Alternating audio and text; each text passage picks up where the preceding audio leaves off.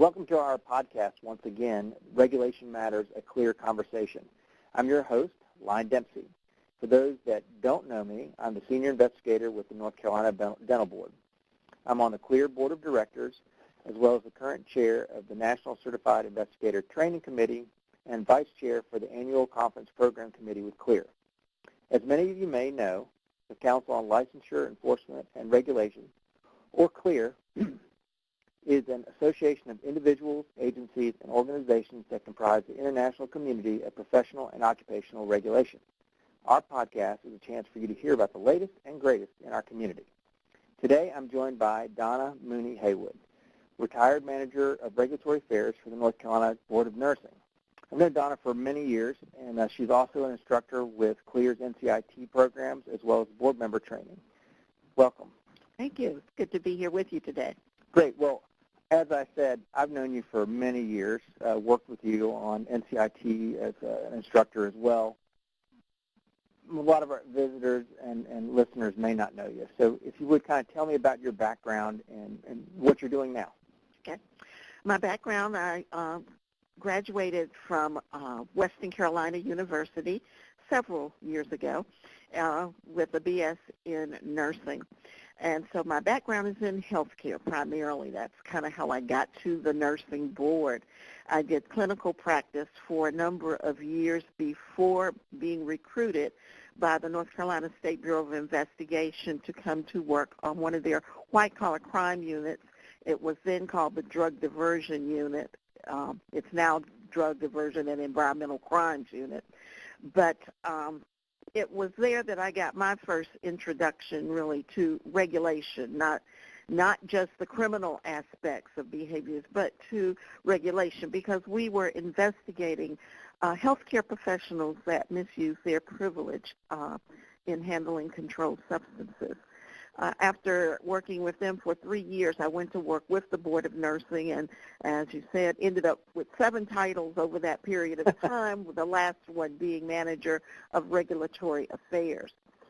The thing that used to bug me the most was that being a nurse and coming from that background of, nurses and healthcare professionals, licensees are held to a higher standard than the public at large.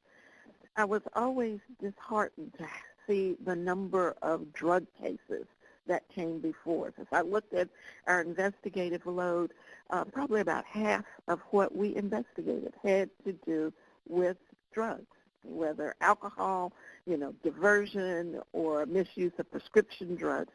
And there was no end to it. Initially it was a stigma to it. Then we went through phases over the years where alternative programs were developed, and we went through the phases where healthcare professionals were taken out in handcuffs, and it was more criminalized. And yet here we are, for me, 30 plus years from when I began this, and we still have the same problems. They're not being addressed, and now it seems that it's even spread beyond just licensees into the general public. And we're not doing something right. We've got to find a way to deal with these problems. Well, that is an absolutely great introduction to kind of what we're going to talk about today. There is a drug crisis, and how it affects regulation is very important. Obviously, it's a timely topic as regulatory boards try to both react and be proactive in dealing with this issue. Obviously, it has interest to you from the start. I guess what are your concerns right now? Well, they are growing. My concerns first have to do with the licensees themselves. Obviously, we all hear we're there to protect the public, and the public needs to be in that equation. But we seem to be sending a message that it's okay. Drug use is okay. I know, and many of the folks listening will probably remember, Donna was never a big friend of alternative programs. I understand why they are there. We have invested a lot of money, a lot of time into licensees, but then we put them right back into the same environment, and we aren't I don't want to use the word cure because we all know there is no cure to substance abuse. It's a lifelong process. But we aren't making an impact. If I look back over my tenure with the board, I can remember people coming through for the third and the fourth time. You go through, lose your license, you go through rehab, you come back, you have a clean period for a while, you get back to work, you relapse. And just watching that cycle go on and on, it's not good for the professions, it's not good for the public. Well, clearly, at least I feel that licensees should be held to a higher standard. How do you think that should be, as far as should it be more stringent for licensees and members than the public at large as far as repercussions to this? Yes, I do believe it should be more stringent for licensees. We are there to protect people. If I'm high, I can't do my job effectively, and I'm not safe to be taking care of you or anybody else at that point. An example I often use when I was doing programs related to substance abuse is that if I was a bank teller and I stole money, embezzled money from the bank, they're going to arrest me. I'm going to do jail time. I'm eventually going to get out. But I'm never going to work in the banking industry again. But we take healthcare professionals, and I'm not talking just about nurses. I'm talking about physicians. I'm talking about dentists. I'm talking about all of the helping professions that have access to prescription drugs. We take that person and we say, admit to us you have a problem, and they do. And we do want to help, but that help may or may not actually affect their license. And as a member of the public, who I think I have the right to know who my practitioners are, I don't get access to that information. I cannot make an informed decision as to whether or not I really want this anesthesiologist to give me anesthesia tomorrow or this nurse anesthetist to give me anesthesia, because I don't really have access to what occurred there. So, but if I go to a contractor's board and want to find out what's happened, I've got their history, not only from their board, but from the Better Business Bureau. Right. So I don't think we're equitable there, and I think, that we have to do something so that the public feels they're getting the information they need and they're safe, and that we are putting safe practitioners out there that can reasonably be monitored. Right. Well, that brings us back to something that you mentioned earlier, and you're maybe not a huge fan of, but alternative to discipline programs. Here in the dental board, we have the caring dental professions, where it's an opportunity for them to seek treatment, and maybe, at least on our end, it's not necessarily avoiding discipline. There's usually some discipline that's tied in and requirements, and they're more of the monitoring side of things. But I guess, what is your thought about these alternative discipline programs and the help in the drug crisis? And if they are or not, why not? I think they do. I think there's value to them. This is to give somebody that first chance. Drug and substance use is usually a choice. There are people that back into it. I recognize you got that over-prescribing physician. You have people that have that personality that may tend to abuse things that they receive legitimately. But it's still a choice whether or not I take that pill, whether I smoke the marijuana, whether I go out on the street and buy the drugs. So for me, I would give them the opportunity first. Okay, you made a mistake. Maybe your judgment was impaired that caused you to get into problems. Maybe there's some underlying causes that need to be dealt with rather than just putting you in a program. But after that first time, as far as I'm concerned, I think that ought to be discipline, and it needs to be public so that people understand there are consequences to your actions. That makes great sense.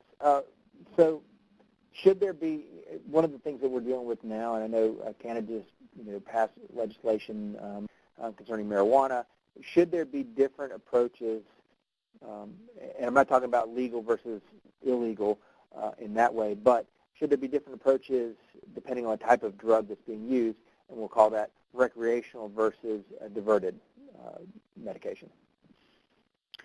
Yes, but I don't have the answers as to, what I really think that should look like. I think that the prescription drug misuse often is it's a choice, as I said, about whether you take that pill or not.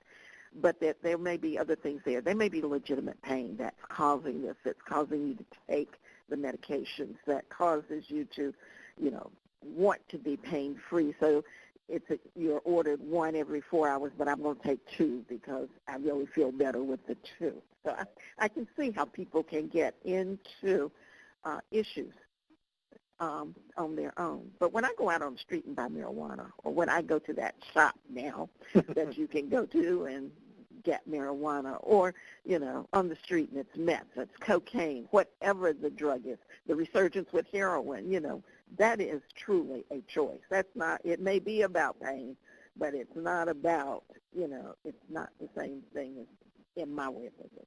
Right. So do you think that those practitioners should be disciplined differently? Yes. How so? I could see taking more harsh action with that crowd, because usually that is, you're into illegal activity as well. We're not just talking a misuse of your own prescription, even though you might have illegally obtained the prescription, done a little doctor shopping along the way, but it's not the same, and that involves criminal. And when we're getting into those criminal elements, I think we need to be more cautious, because people that are willing to make those choices are probably not going to make good decisions as practitioners as well.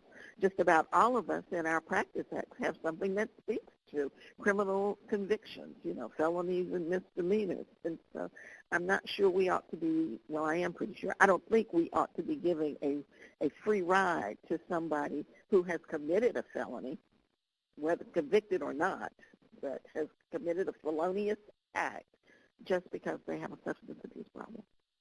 Gotcha. Now, I guess one last thing, looking at a practitioner that maybe is either utilizing street drugs versus prescription medication, has a moment of clarity, seeks help before his licensing agency knows about this, goes through maybe one of the programs, the alternative discipline programs. I mean, I guess you could call it that, although nobody knows about it except for him and the program, he or she in the program. When they relapse, and heaven forbid that they do, but studies show, at least specifically with your experience in the nursing board, there's been a lot of relapse. But when they relapse, are they held as that this is the first strike, or is that the second strike? How would you handle that? That's interesting. I would probably count that as the first strike, because they made that decision themselves. They weren't it wasn't till they waited till they were caught, right, kind of thing. They recognized there was a problem. They had the mature judgment to try to find a way to deal with it. They dealt with it. They went to the appropriate people. They followed the program. I would count that as, if they relapse and come back, this is their first strike. Great. Well, I think we could go on and on for hours. It's been a pleasure to have you here. It's always good to sit down and chat with you. I also want to thank our listeners for being a part of this program today. We'll be back with another episode of Regulation Matters, a clear conversation, very soon. Please subscribe to our podcast. We have it available in a lot of different means. It's available on Podbean, iTunes, Apple Podcasts, Google Podcasts, Google Play, Stitcher, Spotify, and TuneIn. If you've enjoyed this podcast, please leave a rating and a comment in the app. That's always helpful for us, and your reviews help us improve our ranking and make it easier for new listeners to find us. Feel free to visit our website at www.clearhq.org for additional resources and a calendar of upcoming training programs and events. Finally, I'd like to thank our CLEAR staff, specifically Stephanie Thompson, our contact coordinator and editor for our program. I'm Lon Dempsey, and I hope to be speaking with you very soon. And again, I hope you enjoyed this podcast, one of the rare times when we actually get to sit down face-to-face. So the sound may not be as good as our normal quality, but I appreciate you enjoying it, and we'll hopefully talk to you soon.